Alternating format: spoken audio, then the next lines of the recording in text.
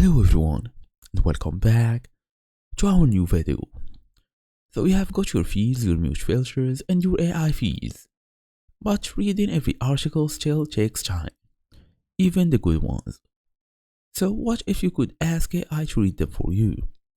To pull out key findings, compare different articles or even answer specific questions about what you are reading.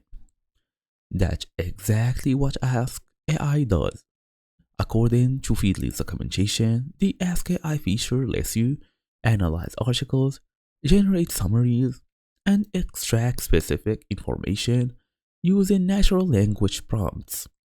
It's like having a research assistant who reads alongside you and answers questions on demand.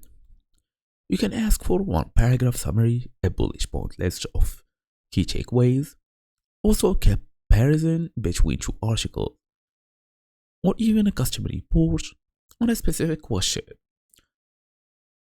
So the AI generally reads the article and gives you exactly what you ask for. So in today's small tutorial, we're gonna go through all of this. But first and first, we have to select our feed, folder, or AI feed in Feedly. Now you should have, or basically you should click on the checkbox on one or more article. Then you can also select all articles in a feed using the select all option.